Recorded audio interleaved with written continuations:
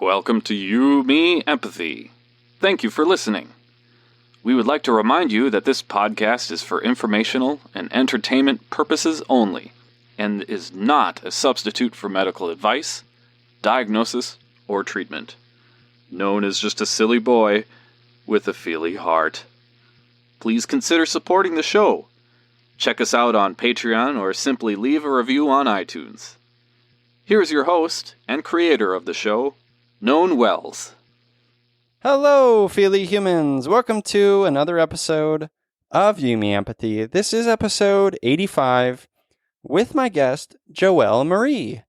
Joelle is a dear friend of mine. She is the sweet partner of previous guest, Rudy Caceres.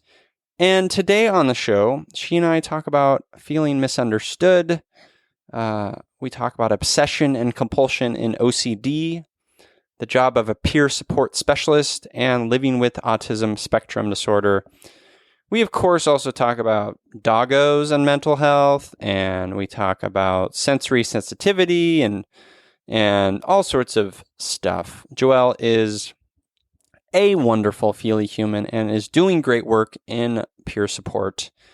Before we get to this episode 85, though, hey, I know a thing you can do. If you haven't left a review and rating for You, Me, Empathy in iTunes, Apple Podcasts, please do. It takes a couple minutes. I would love to hear what you think of the show. 5 stars is generally my favorite number, but you speak from your heart. You be honest. That's all I want. Please go there and leave a review for the show. It's a free way to support the show. And I will read your new reviews here on the intro to episodes. So please do that. Also, I have a Patreon page. It's at patreon.com/youmeempathy. Lately, I haven't been sharing as much bonus material there, which I feel shame about. I'm putting that shame directly on my shoulders, as a good sensitive person does. But I do post bonus content every once in a while. And you can support the show financially for as little as 25 cents an episode. That's $1 a month or more if you'd like. That's at patreon.com/youmeempathy. And again, if you're not subscribed to this podcast, you can subscribe in Spotify, Apple Podcasts, Stitcher, Google Play, Google Podcasts, all of the above. So many places to subscribe. Make sure you subscribe so every Monday morning you get a brand new episode in your ear holes and in your heart holes.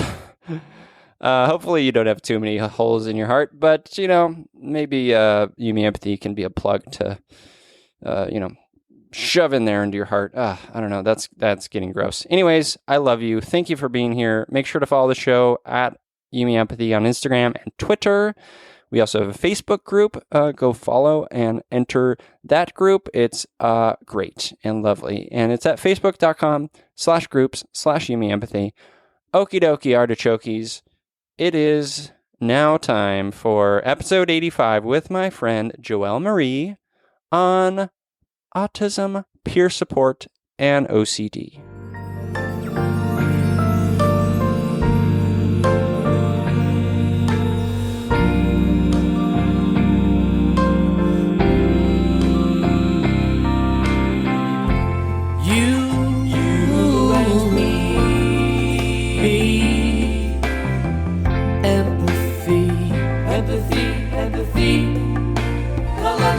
La la la la, you, me, empathy, yeah, la la la. Welcome to You, Me, Empathy, a podcast about exploring the struggles we face in our day-to-day lives as humans trying to get by on this wondrous and overwhelming pale blue dot.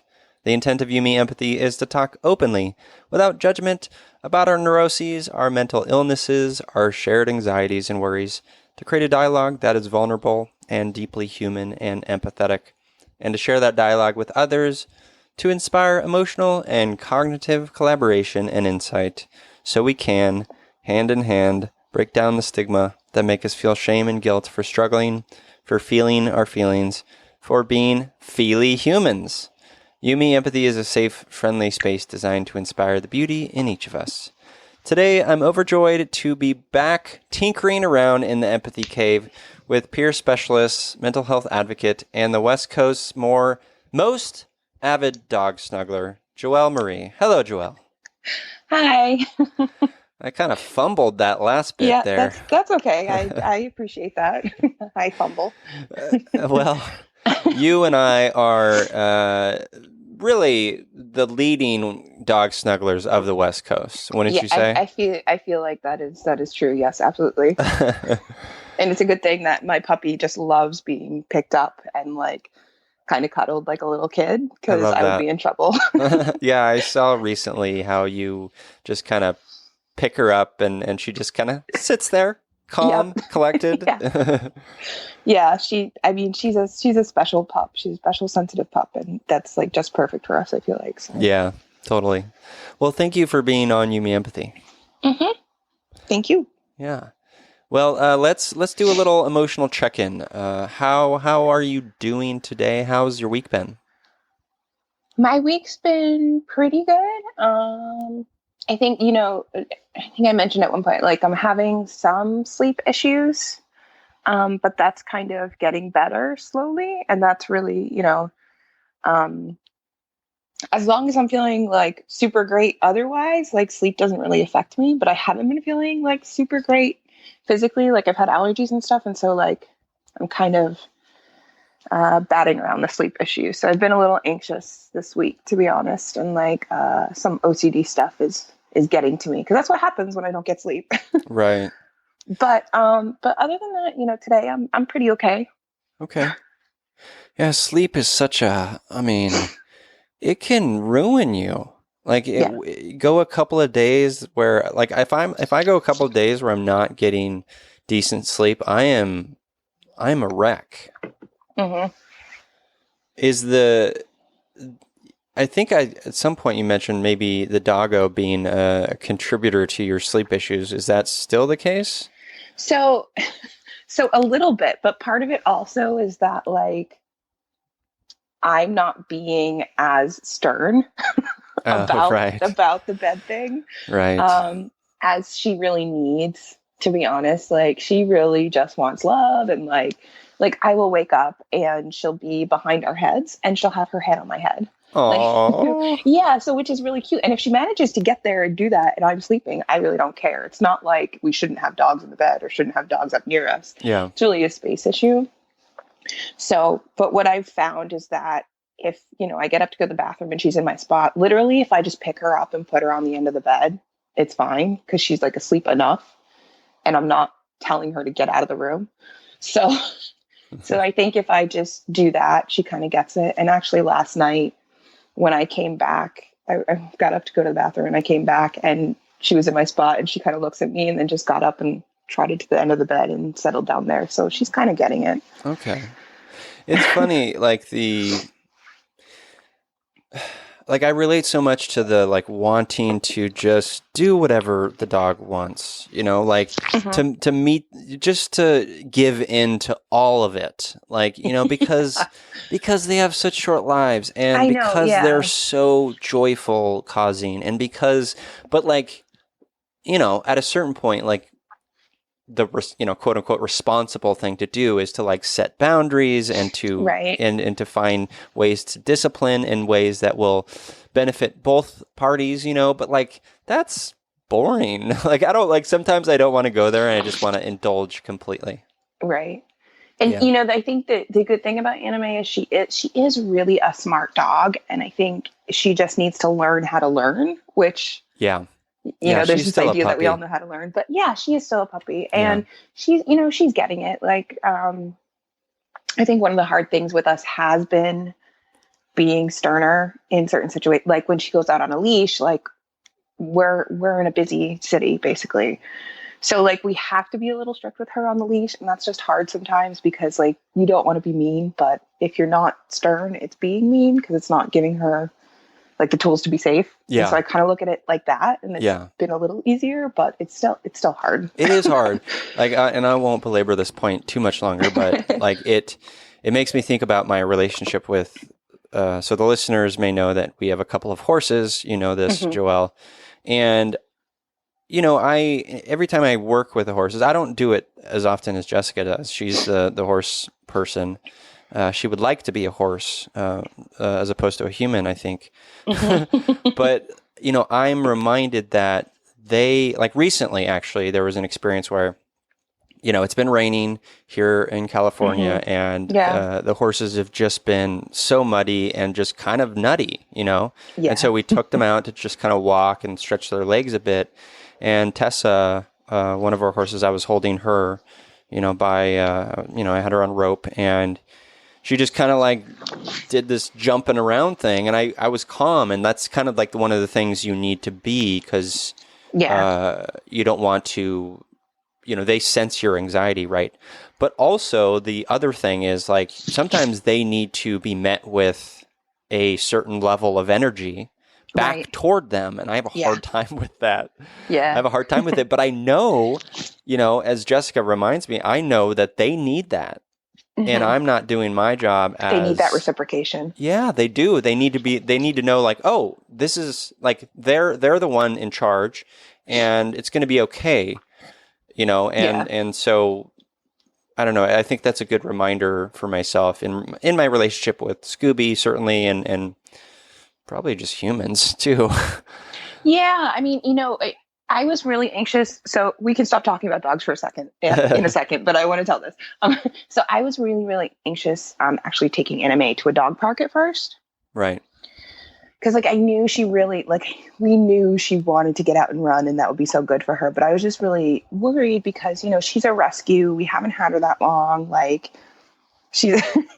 we know, like, she wants to be with us, but we don't know if she will just take off and run and lose herself. So I was just like very nervous about it.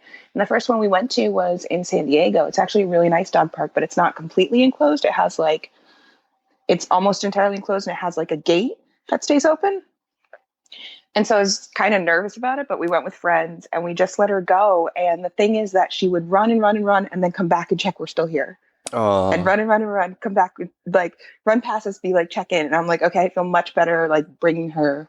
That's exactly what you want. Stuff like that. Yeah. Because like, I want her to be able to be free, but I want her to kind of be looking for us to make, Yeah. So that just made me feel way better. Now I feel a lot better, like bringing her. That's awesome. Pretty much anywhere. Because I know ultimately she's like looking for us to like care for her. So she knows you're her people. Yeah, exactly. That's beautiful. I love that. Well, before we jump into your story, Joelle, I wanted to just give an update on my side. Things, as I mentioned earlier, it's been very rainy here in Southern California, and where we are living currently, it's lots of trees. It's kind of more rural, and there's just tons of mud. And we've had, our neighbors have had to like evacuate, and there's been flooding, and it's just been quite an ordeal. And I felt just a bit of cabin fever. It's one of those weird things where like you want to like cozy down, but you're also like, you have the anxiety of just like, well, can I go? Like there was actually a day where we couldn't leave because the roads were closed. So it's like this sense of being trapped. So that was kind of a anxiety test for me, but I got through it. And it's actually, the sun is out today, which is beautiful. Yeah. But yeah, that's kind of where I've been. I've been dealing with a little bit of that anxiety, but yeah, it's okay. No, that makes total sense to me too, and I'm glad you're kind of getting through it. Yeah, thank you. Yeah. Well, let's jump into your story, Joelle. I think there's lots to talk about in your story, but let's start with some sort of seminal moments. These are maybe a couple of moments maybe that stick out in your brain as being pivotal experiences in your own mental health journey. They could be from your childhood, your young adulthood, even your adulthood, just kind of pivotal moments in your mental health journey. Okay. Well, I think a lot of my distress kind of stems around this incredible feeling of being misunderstood. Like, even when I'm using specific words, like people, because they have a different point of view than me, or because their experience is different than me, just like having this completely wrong idea, even when I try very hard to communicate exactly what I mean to communicate. And actually, I was talking about this moment like a couple days ago. There was this time in, I want to say 6th grade, that first of all, like elementary school and that stuff was kind of a shit show for me because I just I wanted to do good and I wanted to have fun and but I didn't feel like I was quite catching on in terms of like what was expected of me, like pretty much all the time. And so I'd randomly get in trouble. For me, it was random. I didn't know. And so then I didn't know what to expect. I didn't know when I was acting good, when I was acting bad. Did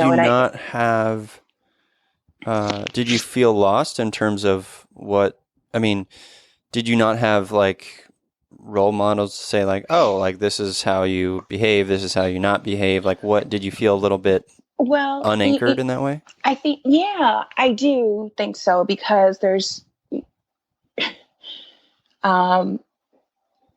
so I'm autistic, and it's a developmental issue, and it can manifest in communication and understanding and understanding of context. Mm-hmm.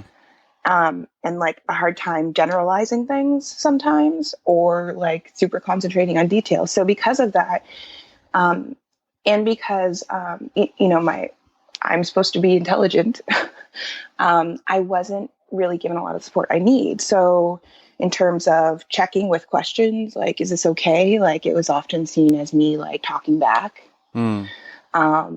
Me just being chatty, and I didn't understand that we were quieting down. That was me misbehaving, right. All of these things. So there's just one time in 6th grade where I think we're doing a group project or something. I can't remember the exact situation, but I got in trouble for something. I wasn't even sure at the time what it was. And still now I'm not sure what it was at the time, what it was. I feel like I was accidentally talking when I wasn't supposed to be. Gotcha. But anyway, so I was told to go and sit out in the hall. And I went and sat out in the hall for the rest of class. The teacher comes out and is furious with me. And I don't really understand. And she says, "Are you still out here? Why didn't you come back in?" And I'm like, what? You told me to sit out in the hall. So I was waiting for you to tell me when to come back in. She never told me. Apparently the expectation is you go sit out in the hall until you feel you're composed. Oh, yeah. I guess. Sure. That's what I'm guessing now, because this is the second time I'm talking about this in a short period. So I'm guessing now, that's what the suggestion was. But obviously I never heard that. And if I heard that, I'm not going to know what that means, because I don't even know why I got in trouble in the first place. Right. Did you? So this really sticks out to me. Yeah. And then I got sent to the counselor's office, because that was seen as an elevation of me misbehaving. Oh boy. Yeah. Right.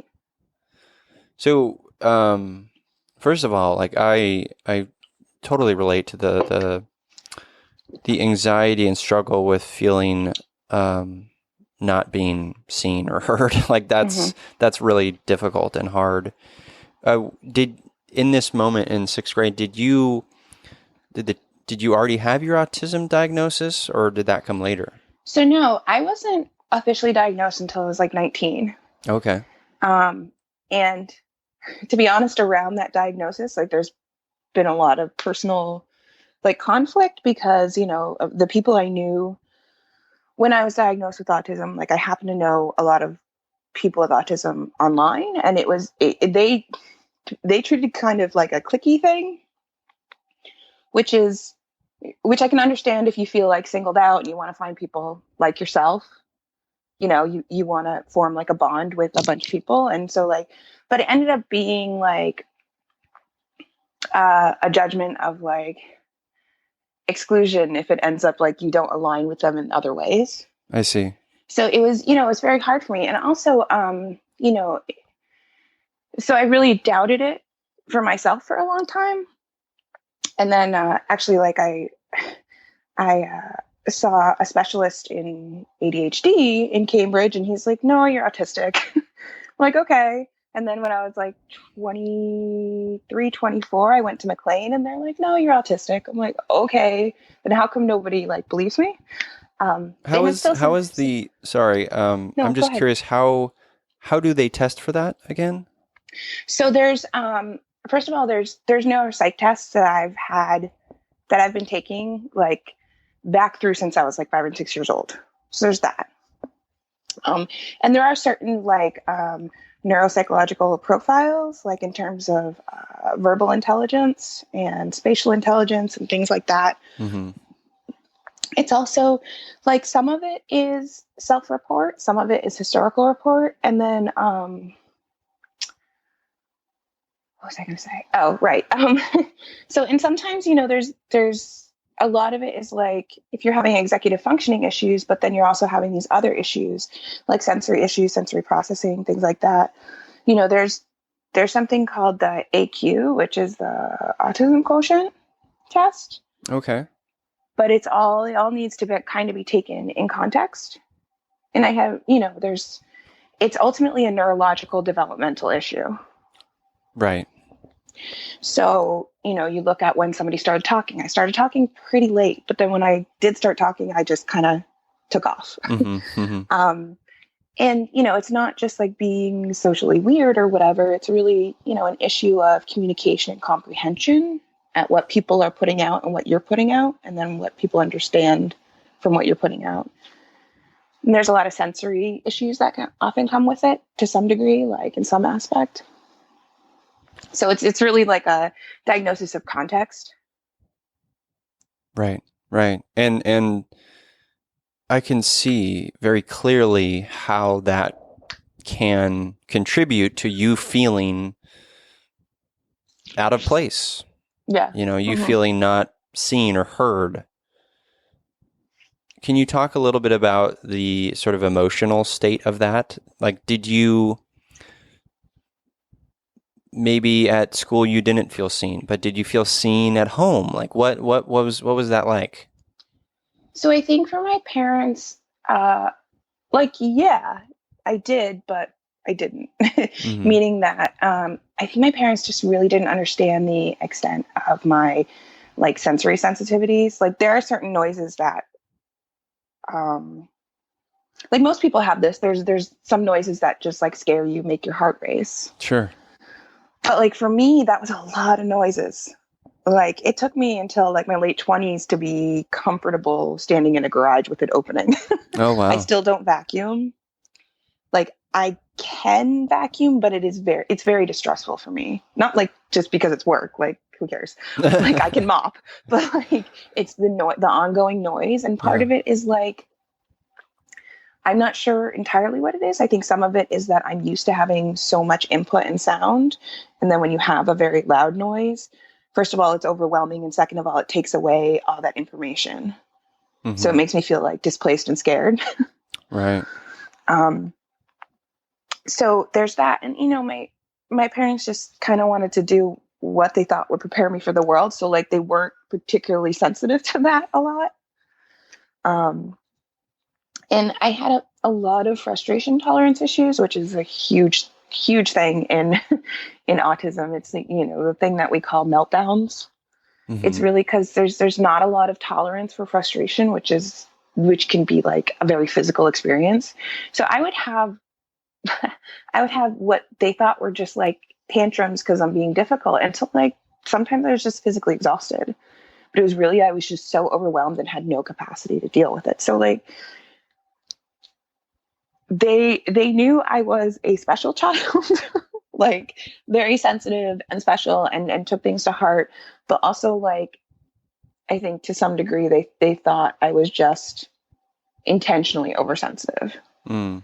But they didn't, fair, so they didn't know you had autism at that point. No. And still it's a thing that it's so hard because it's a thing that we will mildly occasionally talk about. Like I'll be like, oh, I'm writing for this autism thing, or I talk to this person who deals with autistics, and like there'll be oh, that's nice. But there's no conversation like there is with the OCD or the bipolar. And I think part of it is that, my mom is a nurse and my sister studied health and I studied health, and I think there's just not an understanding of autism, and there certainly wasn't when she was doing training. And so like in her mind, the first time I mentioned it, she's like, there's no way. Because even she, as a nurse who has worked in all these different capacities, like she's been in the ER, she's been in various parts of the hospital, she's been a personal nurse, she's been a hospice nurse, like just all she's taught. She even doesn't have like a good understanding of it. So she has this thing in her mind that's autism, and that's not me. And I think for her, it's still hard for her to turn around on that. Why do you think that is? Is there any guilt, do you think, or shame? I don't know. I mean, I don't really think that's the biggest part of it. I think the biggest part is just that I want to say this very carefully. Sure. is that I get my autistic traits from somewhere, right? Mm-hmm. Mm-hmm. I have two parents. I see myself in them a lot. And part of the autistic mindset is that it's just hard to reintegrate new information sometimes without like a very conscious effort. So, and it's more like, this is how the world is. I'm very comfortable with this. Oh no, there's just new stuff. And that's like, where are the rules and expectations? And so I think, if I can kind of generalize that to sometimes when we get new information about something that we really thought we had a solid idea about, and it touches us personally, like it's very hard. Sure. It's like a struggle. And I think, sometimes for her, it's just like, for my mom especially, it's just like, do I need to spend time on that right now? Like there's so much else going on with her in her life, and my dad and, my family, that I think it's fair for her to prioritize thinking about that or not. Okay. I mean, that's a long drawn out response, but I'm trying to. Well, I think what I'm getting at also is like one of the, a lot of the work you do now, and we'll get to that, but like is about who we are and being and presenting who we are honestly and openly with people, because who we are matters deeply, right? And I think this is all wrapped up in your identity in the context of your autism spectrum disorder and your OCD and your bipolar. And, you hear about, I know that it would be hard for any parent to come to terms with, oh, my daughter or my son has this thing that presents challenges for them in their lives. And that's, of course, I mean, I imagine that's so hard to accept. But they don't have to do anything, but right. you want them to, right? Because you want them to understand the whole context of what is going on. Right. It's, I do think it's, excuse me, I'm drinking soda. No worries. I do think it's, also partly just that there's so much misunderstanding and so much stigma around autism. Like if I'm telling somebody I'm autistic, and by the way, it's still like one-on-one, I'm still kind of careful about talking about that, which just sucks. Like that's like my last frontier. Why do you suppose you're careful about it? What are your fears? What are you scared about? Well, so the thing is that, autism, being autistic, there's so much that goes on inside internally that is not expressed accurately on the outside, is not observed accurately, basically. And there's, something that autistics have really been saying for years is like the whole thing with masking, the whole thing with pretending to be like everyone else is such a terrible, distressful burden. Yeah. Courtney talked about that in previous episode of this show. Yeah. Yeah. And, and then like all of a sudden this validated research comes out basically saying exactly what we're saying, is that like, it's literally killing us. So when I talk to someone and say like, yeah, I'm autistic and this is my experience, I may or may not get a very severe pushback, and that's painful. To be honest, it is very painful, because the reasons I talk to people about my personal experience, like the reason I'm on the show with you right now, is so that other people can have an understanding of different perspectives of how different things can look and how different things can feel on the inside versus the outside. And so if I am sharing my experience being autistic, that is something I am hoping you will get something out of. It is not, I'm autistic, treat me special. It's, I'm autistic, this is my reality, this is my identity, treat me the same and treat other people the same.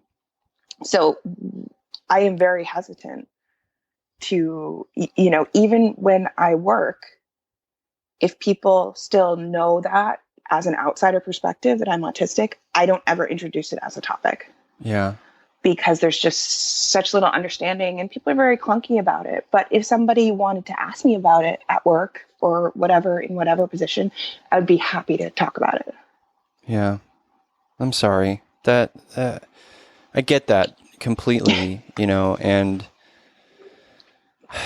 it's a sad thing, but how do we get past, yes, there is stigma around autism. There's stigma around many disorders. Mm-hmm.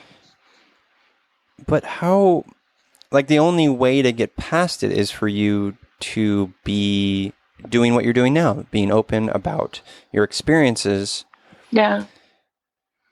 True. Yeah. But how do we I guess what I'm and maybe this will tie into the work you're doing now, but just the education piece, because ultimately that's what it comes down to, is a lack of education leads to these preconceived notions of what this person is, right?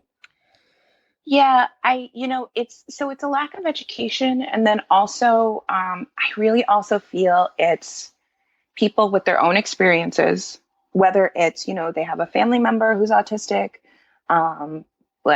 they are quote unquote a caregiver for someone who's autistic. They've had a really intense experience with someone who's autistic. I think that it's comparing this experience and those feelings and what you know from your experience versus what they think I'm trying to say about autism, about being autistic.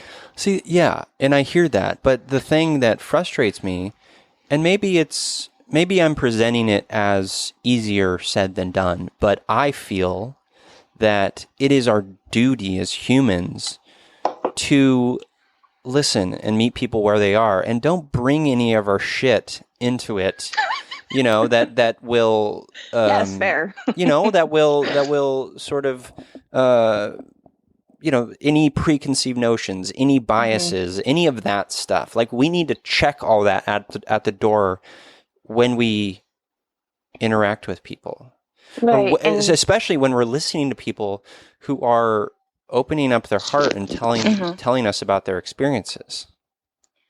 Yeah. Okay. So the thing is, I think that's learned. People need practice doing it. Yeah. And people need safe, supportive practice doing it. So, I'm just going to say, you have a mom whose kid is autistic, who's 6 years old, and she's being fed all these scary stories, that your kid at 6 years old with a developmental disorder, meaning that he or she is years behind in development. You don't know what's going to happen. You can't tell what's going to happen 10 years down the road. So they have a 6-year-old who is either not talking or not quite understanding how to use their words. They're, the 6-year-old is having temper tantrums, quote unquote, but they're really manifestations of being unable to cope with everything that's being thrown at them. And, that the mom of the autistic kid is I don't have any understanding, and this is not what you look like, because they can't imagine that their kid could grow up to be someone who they deem higher functioning. And that's part of it too. It's this assignment of functioning labels of this is harder than what you're going through, things like that. It's all, and so I think there's a lot of defensiveness, definitely. Sure. And I think parents of autistic kids, I think it's hard for them to accept the support that might be more helpful because they're told that's not accurate and that's not their experience and that's not their kid's experience. But the reality is we have all these autistic adults saying, no, that was my experience. That's my internal experience now. Like, I'm trying to tell you. Right. So I get it, but it doesn't make it easy. Talk to me a little bit about I think I read something of yours or watched a speech of yours where you talked about your relationship with autism and this pull to want to appear, quote unquote, normal. What does that look like for you? And is that, I imagine that's very, I empathize with that pull, right? I empathize with that, but obviously it's tricky, it's problematic, it's messy. Well, so the thing about autism is that it's seen as like basically an inherent defect by some people, right? And so I'm not saying like that's right, that's accurate, but I'm saying like that's the basis of where I feel like the whole masking thing comes in. Because, some of the quote unquote treatments, therapies for autistics, basically the premise is that you need to act like everyone else so it's easier for you to be in the world. And from an observer's point of view, it is easier for somebody to be in the world if they look like everyone else. But for that individual's point of view, it is painful. It's very hard. It takes a lot of energy. It takes constant checking. In addition to all this extra stimulus that we constantly get, we're also having to double check that stimulus to how everyone else is reacting and then mimic that reaction. And, it's a constant 24/7, every single second checking, where am I looking? How am I walking? How am I standing? Ignore those uncomfortable feelings on my arm from my restrictive clothing. Like, don't put your hands over your ears when the sound hurts, things like that. And suppressing that constantly takes a toll. Wow. Yeah. And then that's masking. Yeah. And, a lot of people actually do. It's not just autistics who do that, but it is like systemically encouraged and enforced in like a medical model way with autistics. But, there's a lot of other groups and demographics that feel like they have to hide who they are, feel like they have to suppress and oppress their internal feelings and how they would naturally manifest them. And that's why those groups, I feel, are more vulnerable to taking their own life. Right. Yeah, it makes sense. What a burden that would be to feel like you can't be yourself and to suppress who you are. What a tragedy that is. My heart is breaking just kind of imagining you in that way and others in that way. How do we allow people to be who they are? That is the ultimate question. Yeah, I think it's really about figuring out how a person is communicating, first of all, because a lot of the responses for autism or a lot of mental health issues or developmental issues is that, well, this person doesn't communicate. And that's another really big issue. Like, everybody is communicating. It's just, you have to figure out what language they're speaking. And so, like, I think honoring how people communicate and then, like, celebrating what makes them them. And I feel like a lot of times we're not doing either. We're not doing either sufficiently. Yeah. So, like, so when my husband proposed to me, he said to an entire room of people, whole audience, like, one of the reasons he loves me is because I make noises. And that's true. And that's me basically, like, vocally stimming, like getting out the stress and the pressure and just, like, making weird noises. And, like, to have somebody just, like, celebrate that and love that is exactly what we need to do for everyone. That's so beautiful. Instead of saying, like, well, no, you need to fit in to make it easier for you to navigate in the world, but really I'm making it easier for everyone else to navigate around me. And that's not good really for anyone, because they miss out on learning about these unique individuals with their unique experiences and point of view. And then the individual is just constantly distressed. Yeah, 100%. Yeah, I mean, it's like without that, we just stay in our bubbles, right? Yeah. It's like the analogy of someone traveling abroad and gleaning that culture and finding different perspectives from various modes of living. The same thing applies to all of the broad spectrum of things that we experience and struggle with in our fellow humans, mentally and emotionally. I think it all applies. Yeah. Yeah, definitely. Yeah. So one of the things that I know about you is you have OCD. Is this correct? Yes, I have OCD. Yes. You have OCD, yes. The OCD is not me, yes. No, yes, you I aren't do. OCD. You have OCD. Yeah. I'm trying to be better about my language regarding saying that. I had a very dear listener reach out to me in my conversation with my brother, Tannen, on the schizophrenia episode. I think I had mentioned, I said he's schizophrenic or something at some point. Yeah. And I think it's good to correct. I was corrected by Katie, which I appreciate because it's just a good reminder to me. Like you said, it's not. It's a thing you have, but it's not you. Yeah, and the thing about that too is that there may be like trends in groups, like autistics. Like the majority of autistics answering for themselves are autistic. They're not on the autism spectrum and they don't have autism. But like when I'm talking to you, when I'm talking in a broader sense, I often say people who have autism or things like that to just make room for everyone's kind of identification. And it's more about the individual's identification, not what their parent or provider or whatever thinks. Yeah. But totally. I am autistic.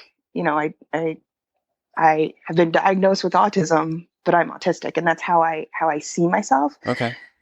How I talk might vary, but yeah. So it's and there are some people, and I think they're in the minority who say that they are schizophrenic, and it's a way to like take that power, or they feel like that's helped them develop their identity. Like I am bipolar. For me. Okay. So. Yeah, I think that's a good point. It does matter how each of us individually takes that language on. I think that's a good point. So I was just gonna say I really appreciate that you're trying to like, integrate that into your conversations, like be aware and make room for that, because not a lot of people, but there are some people who just don't make room for it. So. Yeah, you're right. They don't. But as we're talking about here, we have to, right? We have to make room for all diverse ideas and opinions and languages, and because they're all valid, and we're all so unique, and to put my sort of perspective onto another is just arrogant and an aggression, So I feel strongly about it. Yeah. Good. Yeah. Well, so about OCD. Yeah, OCD. So one of the things that I read is you had said, and correct me if I'm wrong, you had said you have pure obsessional OCD. Yeah. Can you explain to me what that is? So, so it's it's kind of a misnomer because pure obsessional OCD like suggests that there's only obsessions, not compulsions. In OCD, obsessive compulsive disorder, there are obsessions and compulsions, and they work off each other basically to make you feel nuts. So you might be obsessed with this idea that like if I don't check the lights, the house will burn down, and the compulsion is to check the lights. I see. Or it's actually simpler than that. The house is going to burn down, but if I check the lights, the house won't burn down. So I'm really simplifying it, but I'm trying to make it easy. And pure O is where there's supposedly only obsessions and no compulsions, but the compulsions actually are there. They're internal. They're either internal or not readily observable. And so it can be things like avoidance. So I actually end up alienating myself, even though that's not what I want to do at all. It can be things like I just won't talk, which for various reasons, I feel like it's a little easier for me to not talk. Like sometimes I won't talk. Sometimes I will literally just drop off all social media.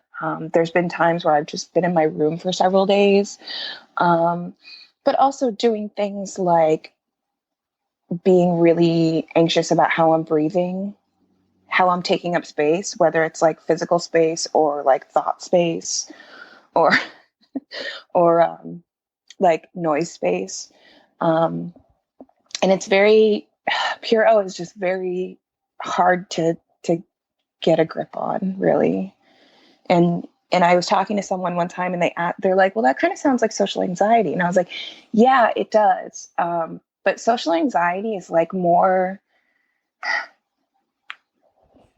in my understanding, I feel, because I also get socially anxious, but I don't have social anxiety. So, but I feel like social anxiety is more, everyone is looking at me and you're very worried and conscious about how people are looking at you and perceiving you. Whereas for me, pure O is, there is a certain right way to do things. I will never, ever be able to do that. Like it's like something in a social simple, setting, for example, in any setting. Mm-hmm. So it feels very judgy, but it's like, it's a judgment on myself, of myself, and also of the universe. Like there's a right way to do things in the universe, and I will never be able to achieve that. Even like signing in at an office, putting the pen down, like there was a right place to put that pen. I will not do it. And so what happens is like, I'll put down the pen and then I'll have this compulsion where like either I'll have to look up and smile and like, make sure nobody is judging me for putting the pen down. And it gets very exhausting. So, and that's just a very simple example, but it adds up. Like there are times where it's so bad, where it's like in my mind, putting the pen somewhere wrong can lead to like the total destruction of the universe, which doesn't make any sense, but that's OCD. Right. I hope that helps a little bit. It does help. It does help.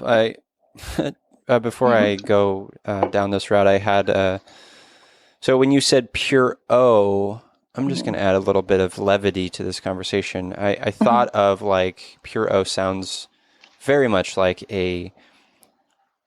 some sort of drug in like some science fiction dystopian. It totally does. Doesn't it? It totally does. Yeah. You got some of that pure O for me? And it's funny because it's like there's these levels of familiarity with OCD, whereas like some people will say like purely obsessive compulsive disorder, and then they'll say like pure OCD, and then people will just drop it and be like pure O, and that's like the hardcore like that's not how it really is, but yeah, you get that feeling that that's like some designer drug or designer exactly mechanism. It's kind of funny. And when were you diagnosed with pure O? So I was not diagnosed with pure O until I think I was 23 or 24. But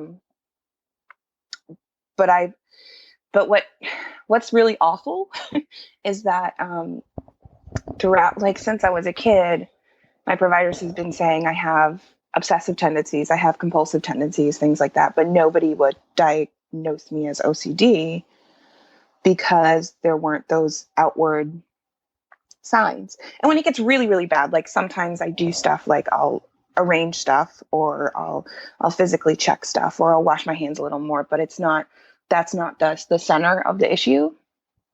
So they just said obsessive and compulsive tendencies. And then what did they see in you? What were those tendencies?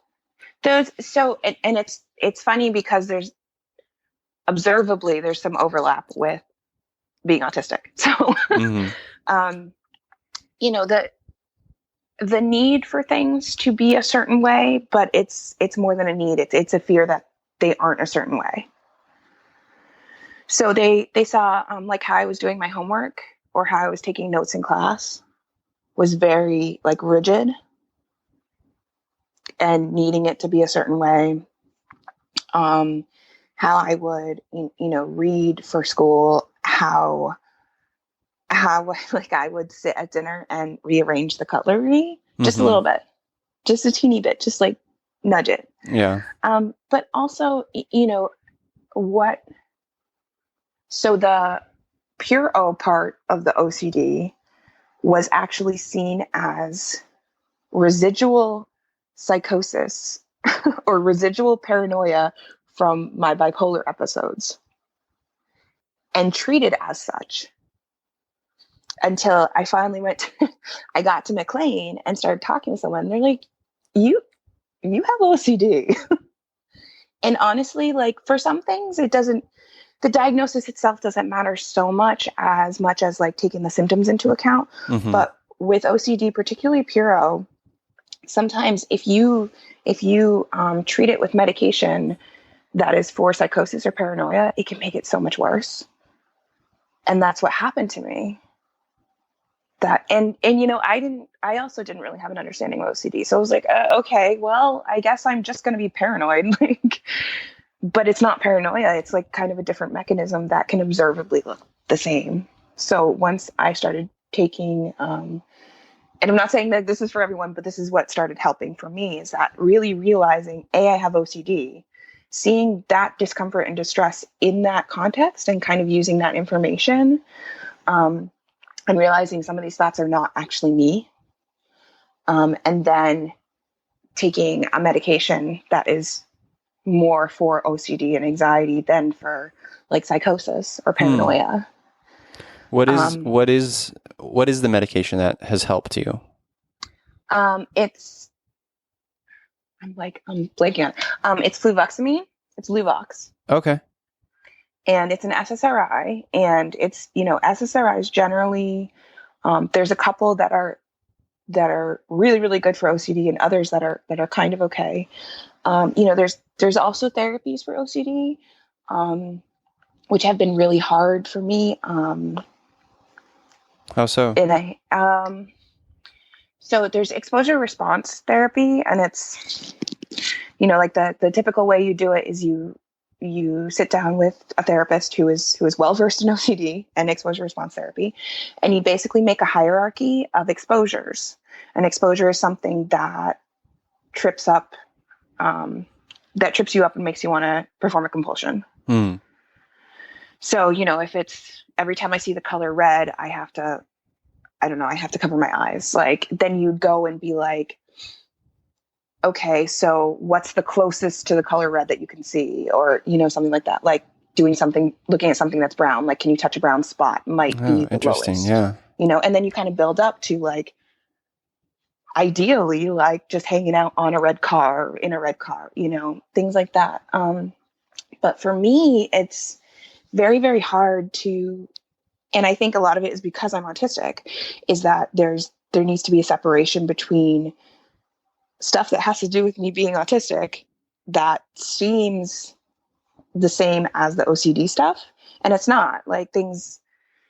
And so that's where I get tripped up, but also that's kind of what makes exposure response difficult, because some of the things that I end up doing in response to distress that have to do with me being autistic are comfort. They're not, I don't feel I have to do them. They're not a compulsion. Okay. So it's not like I feel stressed and then I do this thing and then like it just comes on later stronger, which is what happens with OCD. And for me, exposure response has been like terrifying, and I have tried it a couple times and it's just not, and it's not something that's worked for me. And it's possible because I don't have someone who specializes in OCD and autism and has worked with a lot of people doing that. So I really, like, I don't want to take a knock at exposure response. And that's really important for me to say, because I think it is incredibly valuable and it works for so many people. And it works for a lot of people in ways that like they don't have to take medication anymore, or they just do it without taking medication. And because they have a good support and a good system, they work through the hierarchy or whatever system. And they're basically able to just like either keep it in check or it doesn't even bother them, which is fantastic and amazing. But yeah, so I'm not, I can't remember what your question was. Yeah, no, but... I was just curious about like what, just about the therapies that didn't work for you. Yeah. Yeah. And, CBT has usually not been helpful for me because it's all stuff that I try to employ, anyway, just kind of in my personal journey. Like these are stuff that I've kind of developed, like to help me manage or cope. And I just, most of the time, if we're strictly working with CBT, I just kind of feel like bored. I mean, but that's just me. Like some people find it very, very helpful to have that kind of coaching and that kind of like thought reframing and things like that. Yeah. When you are in, when it's coming on severe, how do you deal with that? How do you handle that? So I kind of like to say the first rule of OCD is don't talk about OCD, because it really like part of it is that you can't tell people about it. Like that's part of the feelings that I've gotten, and then a lot of people I know have gotten, and because there's a lot of like personal shame involved in OCD often, because you're doing these things that make no sense, that feel ridiculous. Like, why can't you just stop? Because you feel like you're doing the wrong thing. Yeah. But also, I mean, there are different things that I've done that have been a little bit observable if you're paying attention. And like, there are definitely a lot of times where I feel where people perceive me as an asshole, like literally perceive me as an asshole. I've had discussions later on. And it's because of the OCD. And it's not like I am actively being a jerk. It's just like the avoidance thing. I see. And, my natural tendency is to avoid. Like, don't see anybody, don't interact with them, don't interact with the world, because then I can't commit any harm. But that ends up really not being great, because that proves me right. I'm not committing any harm that I can see. But on the other side of the door, the people who are caring about me, who are worrying about me, who think I'm mad at them, things like that, So what I try to do now is just really acknowledge, like, okay, I'm having a bit of an OCD thing, like, and this is what's going on in my head a little bit. So it's not you. It's like, just, I'm trying to deal with this. Like, and usually that. So you are being vocal with the people around you, is what you're saying? Yes. Okay. Yeah. That's great. I'm having problems. Like, I'm also having problems communicating. Oh no, not at all. I was just making it clear. Clarifying. Yeah. Okay. Yeah. So I mean, I try to tell people, at least the people who are closest to me, that like my OCD is really kicking up right now, and it's making me do these things, and I don't really want to do those things. So like, I'm just having a hard time, and like, and if I'm kind of pushing through that, like I tell them how I'm trying to push through that. But also just reassuring people, like, this is a thing going on in my brain. It's not you. It's not a relationship. It's not like how I care about you. Things like that. And that not only I feel improves like the situation from the people who care about me, but for me also, because when I get the supportive response, it helps, and it doesn't feel like this secret that's shameful, that's stupid, that's ridiculous, that like I have to keep to myself. Yeah. And I think part of the, part of the way that that OCD flourishes is that we keep it to ourselves. We feel like we have to stay locked in, and that alienates us, and it just keeps us with our thoughts that confirm these fears, because we're doing these compulsions that take away the anxiety and fear for a second, and then it comes back and we do it again. And so if we can reach out and get people to help us like disrupt that cycle just a little bit, it really helps. I think that's such a beautiful lesson in how we interact with people in the context of our mental health, because it is hard sometimes to talk to say, hey, I'm going through this thing right now. Like, even with the people you love most in your life. Like, I struggle sometimes even just saying like, hey, Jessica, I'm really struggling with my depression right now. Mm-hmm. Like, we had this thing recently where one of the things that I do when I feel like I'm being like, I just I can take things so personally.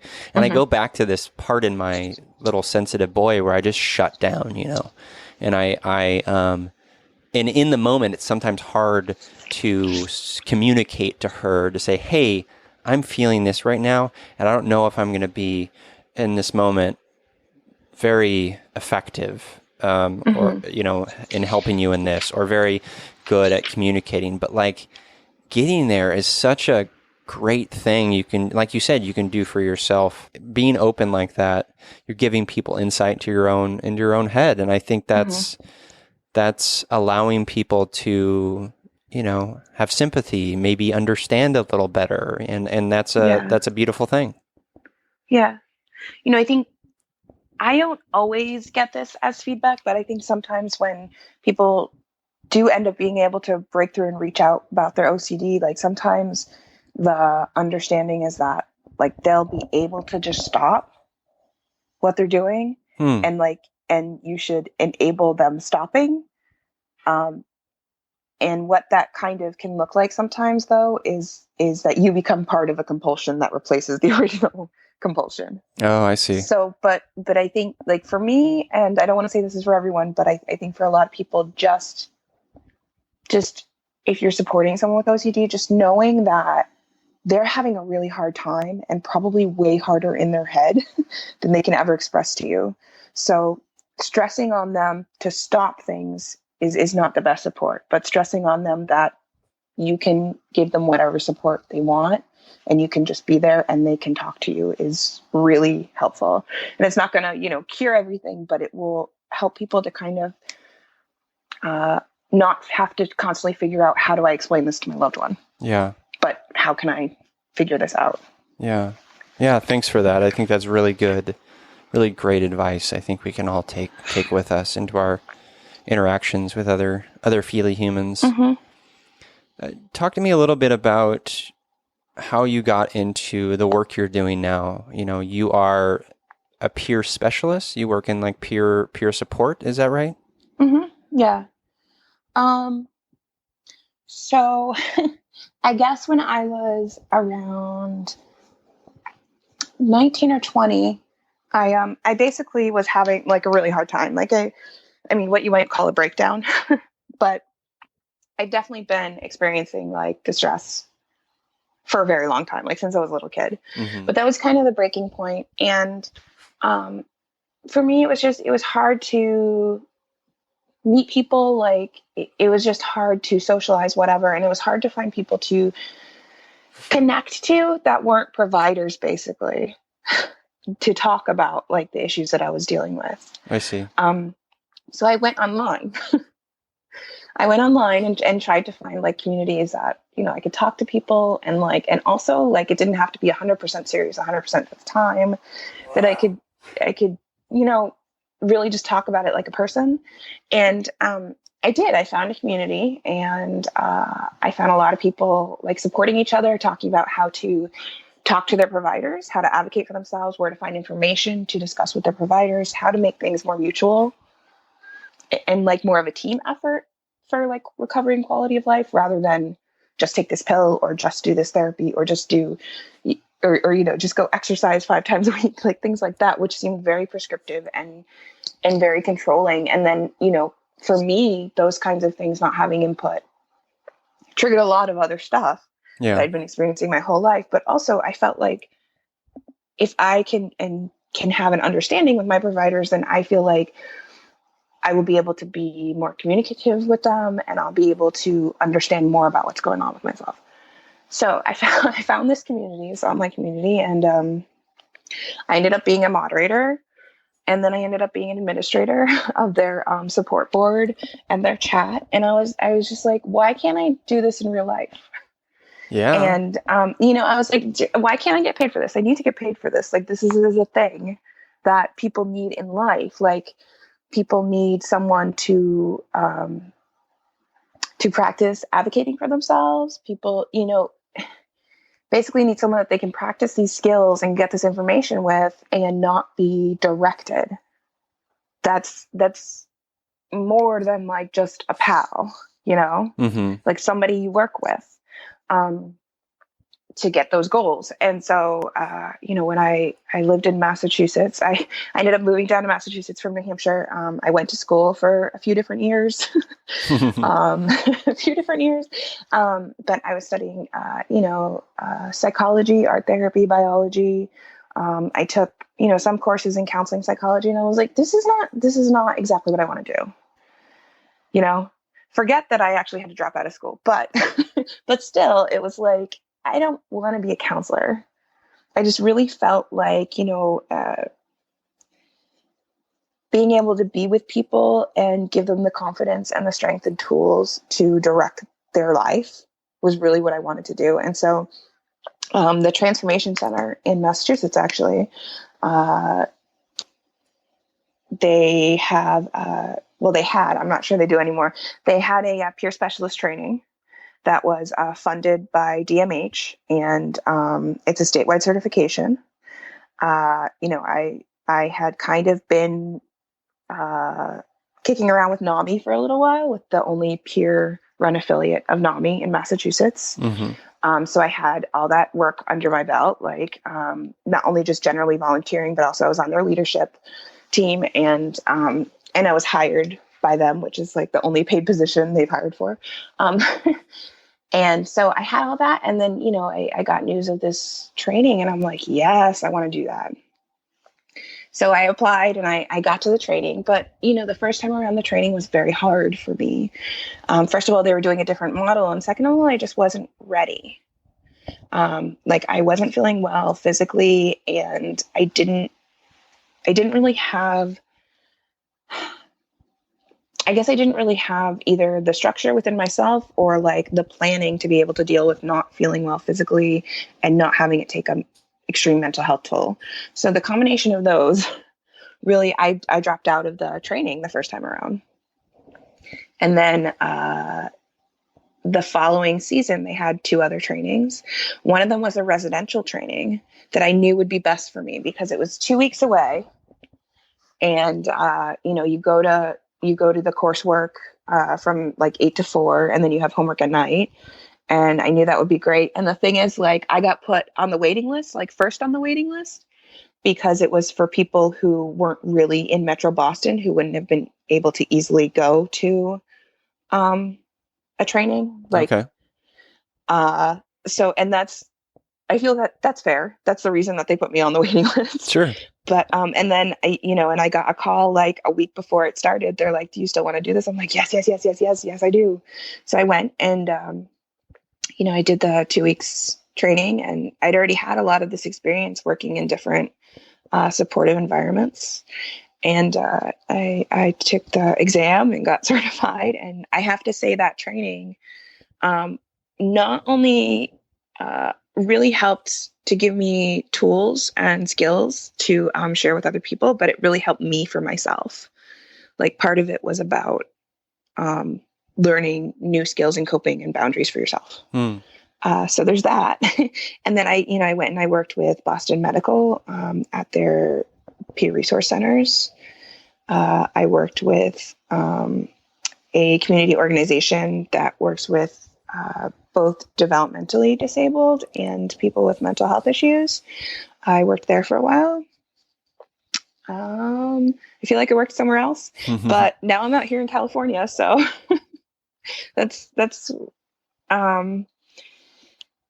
it's been kind of a journey. And, I think that sharing my experience of being autistic with the people in Massachusetts was ultimately really supportive, and it helped me figure out that people really don't know what that's like. People don't have any context for it. And also with OCD, to a certain extent, people don't understand what that's like internally. And I think helping to get people to understand that internally is really important. And, I was able to find avenues to do that. And I'm still kind of doing it. I did This Is My Brave in September, which I'm sure like a lot of people know at this point because my husband proposed to me there. And, doing that was pretty amazing because it was really the first time that I like just publicly to random strangers said like, I'm autistic and this is the deal with that. And it was very, very empowering. And I want people to understand those things. So I'm constantly looking for ways to do the peer specialist thing. I actually just recently left my job. I was working with a program trying to basically establish evidence for combining behavioral health care and primary care using peer support. I helped them kind of establish how to, like, what data to get and questions to ask and things like that. But ultimately, it wasn't something I felt comfortable doing anymore because of the direction that the project was taking. And so I kind of had to leave, and it was really hard. What can you help me and the listeners understand a little bit about what the people you work with, as a peer specialist, the people you work with, what are they getting out of it? Are you sort of like a middle person to, the sort of, big medical sort of facility and their care? Like, is it like a middle to that as you like providing education and sort of comfort and support? Like what are they getting out of it, like specifically? So the thing is so peer support can exist on its own, like not connected to a facility or organization or larger system of care for an individual. Or it can be part of an organization, embedded in an organization. And peer support it's not intended to replace anything. So it is intended to be kind of another spoke in the wheel of support and navigation that people can take advantage of. And, sometimes I do end up being kind of a middleman, like sort of, conveying things. Middle woman. Man, short for human, middle woman, whatever. A middle person, a go-between, because that's what the person I'm supporting wants, not because the providers ask for that. I ultimately always align with what the person I'm supporting wants. So, but having somebody who just says that, who says, I do not try to have control over you, I cannot have any say in what you do, gives people like this weird permission to actually take those initiatives, to say, well, this is actually what I want in my treatment, and these are my goals. Or like, I don't want any treatment, but this is a goal.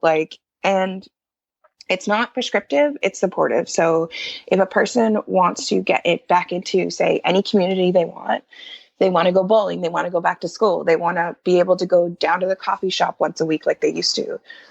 We support them in doing that by meaning, like, I will share my experiences if they align, and I will, sit with them and ask them what they want and kind of, I don't want to say guide, because that's not really, I guess I just kind of support people doing what they think is ultimately best for them. And that's the principle. And doing that in a way that's as mutual as possible. And if people need tools, need skills, things like that, we will look for them, we will find them, we'll practice them together. And it's really, and I've definitely seen it change people in that they feel like they finally have a voice, which is just, it's one quote unquote small thing, but it is phenomenal in its power. Yeah. And like, I've experienced that too, having people who are just like, no, what do you want to do is just such a game changer. Yeah. I mean, it's huge. Like, it's such mental health aside, like, it's such a huge thing just in life to be heard and to be asked that question, because oftentimes it's hard to ask ourselves that question, because it almost feels like inherently selfish or something. Like, we have this, human condition, guilt, thrust upon us. And I think it's just such a beautiful thing, this peer support idea, because you're really being a mirror to these people and allowing them to ask those questions. And you're kind of there to listen, to not to guide, as you said, but just to listen and kind of would you say that peer support person is kind of allows others to develop their own sense of self? I think I wouldn't say that. I would say it definitely gives people more space to figure out what they want than a lot of other modes of support or navigation or whatever you want to call them. I think it's weird because so many people are not actually asked what they want to do, or like, so you're in treatment, you're going to support groups. What do you want after that? And I think it definitely gives people space and support without judging what is an appropriate goal or not. And that's ideally. Unfortunately, sometimes having peer specialists embedded in organizations, there's a lot we have to struggle against to maintain that space. And to, so really giving people space to figure out what they want in life, what they want this week, what they want next month. And if they want assistance and support in pursuing any of those goals, then it's valid. And just knowing that and having that, that confirmation is incredible. And also, so some of the other things I do is I'll educate people about quote unquote recovery, but I really call it quality of life, improved quality of life. So I'll talk to people about that. I'll share my experience as a way to combat stigma, as a way to inform and educate. I'll also talk about, and for me personally, I also talk about things like accessibility and communication. Like, are we really addressing those things in a broader sense? Which, people get into situations where their provider will list them as non-compliant and say that they're combative. And it's like, really, they're just not sure how you expect them to communicate. And you're not seeing what they're actually throwing out. You're just seeing it through a lens. So, and I do have those conversations with clinicians, and they're interesting. Are you like, is this what the future looks like? More sort of peer support, peer specialists in the world? Do you see it going that way? Do you have any line of sight to that? Well, I mean, there really are peer specialists internationally, like in different countries. But I think that my feeling is that perhaps there will be more of a split between one type of peer specialist and the other, and actually so the split will be, there's a peer specialist with mutuality, and then there's a provider with open lived experience. And I think that the emphasis on shared experiences, on personal direction and voice and choice is here to stay. How that might actually look like in terms of supportive roles, things like that, I'm not sure. I do think that there will from now on be a position like peer specialists. And I'm really, really hoping that more and more providers are supported in sharing their personal experience and not letting that boundary of preservation actually get in the way of care and treatment and support, which I feel happens sometimes with clinicians, to be honest. Yeah. Would you say that, I mean, here's where I'm getting at. Like, okay. I have lots going on in my brain. Sorry, I'm getting distracted by it all. Obviously you've had training in this area and experience, but wouldn't you say that we all need to be sort of peer support to all humans in all things? So I mean, there's this idea for people who aren't familiar with peer support specialists that, like, does anybody can offer peer support. And that's true. Anyone can offer peer support. And I feel like in relationships in general, offering a sense of mutuality, offering a sense of honoring people's agency and choice, like even if you don't agree with it, like how can I support you, is kind of the way to go in relationships, in life in general. 100%. Yeah. So, but you know, the peer support specialist or certified peer specialist is really, you know, we also have had actual like training in how to cope ourselves with boundaries that need to happen, how to look at our own experience and utilize that in supporting people without it being prescriptive. Yeah. So we practice that. You know, we also talk about like different kind of frameworks to look at things, different ways to encourage motivation if people express like, I'm not motivated and I don't know what to do about it. So things like that, like, you know, there's different tools and different coping skills. And also part of the peer specialist, the certified peer specialist role is to educate in general and to kind of like improve the system, basically. Yeah. I mean, kind of get in there and fuck shit up. not in like a bad way though. Not like I'm just being destructive, but like, you know, rattle some cages and really tell people like, maybe this isn't the way that we should be doing things. Oh my gosh. Like, it is so important. You know, yeah. And that's really, that is a huge part of the role. It's not, you know, it's not just on the individual level, it's also systemic. So, and that's actually why it can be such a challenging role. Yeah. I mean, just think about the pain and suffering and atrocities that have happened just by the mere fact that someone said, or acceptance of the fact that, that's just how we've always done it. Right. Exactly. Yeah. That's crazy. Well, I think it's so amazing that you work in that field, and I think it's so admirable, and I applaud you for that work. Thank you. Yeah. It's, you know, I feel like the balance I've found with it just in how I conduct the role is really, I feel like it's what I need to be doing. And I feel like it's using the talents and knowledge I have to the best end. So not everyone should be a peer specialist, because that's not where they would benefit or where the system would benefit the most, you know, like my husband is a public speaker and like that's what he's good at. I'm not great at that. I'm not great at like a lot of the things that he does. Yeah.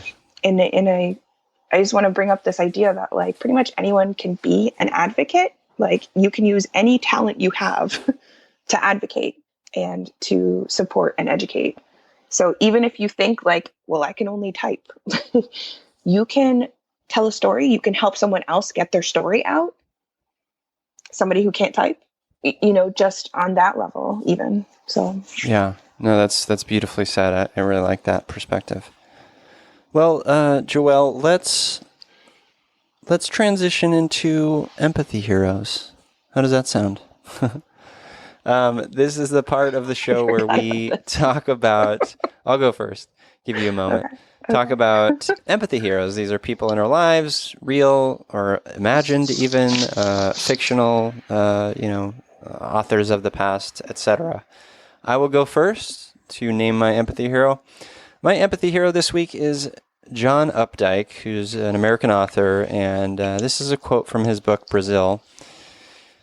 He says, quote, "We are fated to love one another. We hardly exist outside our love. We are just animals without it, with a birth and a death and constant fear between. Our love has lifted us up out of the dreadfulness of merely living." End quote. I love that. I've been thinking, you know, this is the week that we're recording this is Valentine's week. It's not something I really celebrate, but I think it always sort of spurs this thoughts about what love is and how love can be different for each of us, but how love is such a moving, powerful component of our human existence. And John Updike, who's a brilliant writer, said it very well here. So right. No, I agree. Yeah. How about you? Did you have an empathy hero you want to share? Yeah, it's hard to like narrow it down, to be honest. So I mean, you can name as many as you'd like. Really? Okay, then I have 3. Do it. So I obviously want to say like my husband, Rudy Caceres. He's been phenomenal, and me moving here and really like kind of helping me deal with a lot of the adjustments that come with that, and kind of helping me sort out, the frustration tolerance thing. He is just like endlessly supportive and understanding, and he reciprocates the effort that I put in, absolutely. And he is constantly, if he doesn't understand, asking to understand. And that is an incredibly important aspect of empathy. Yeah, absolutely. Like wanting to understand. I also honestly want to say my dog, Anime, because she is just like, she is an incredible, incredible puppy. And it makes me happy that we got her, but it makes me sad that, there's probably so many puppies like her that people are just saying are basically too crazy, too rambunctious, whatever. Yeah. She is really, really sensitive to what is going on with us, what is going on with me. If I'm upset lying in bed, she'll come in and just put her head on my chest, which is not characteristic of her. Like this calm, soothing attitude is not characteristic of her. She's a very active, joyful puppy. And, she's a little awkward with other doggies in that, it takes her a minute to figure out who likes her, who doesn't. But she's very, very sensitive to both of us. Yeah. And she's a great companion animal. My third is this woman called Charity Bell. She is she's a speaker and presenter on, I guess, compassion and communication, as well as other things.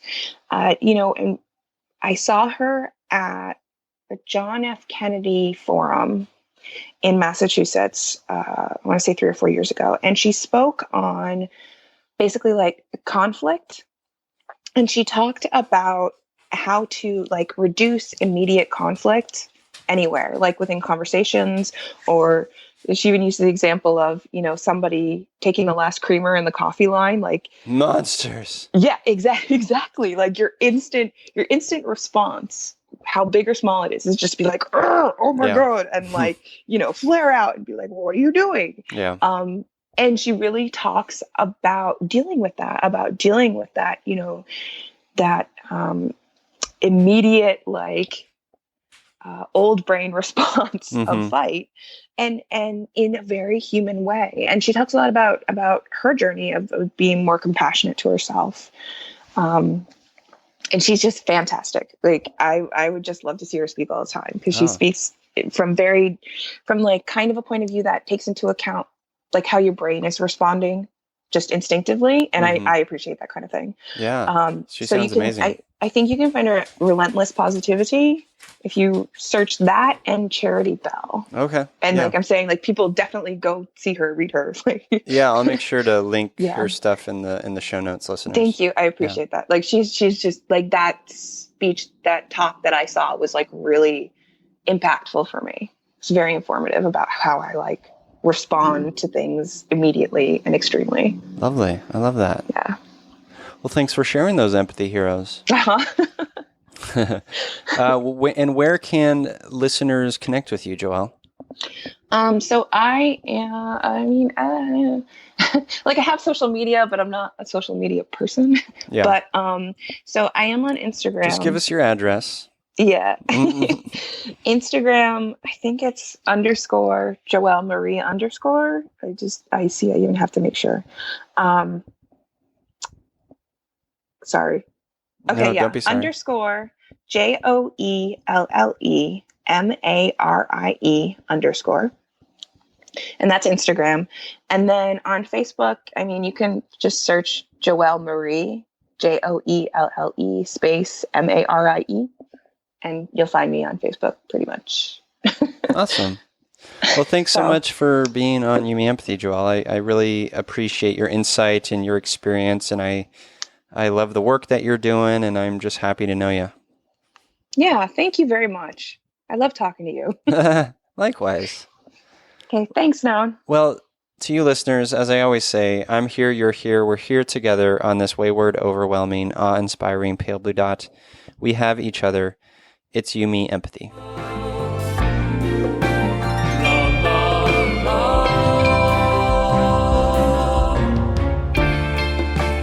La, la, la.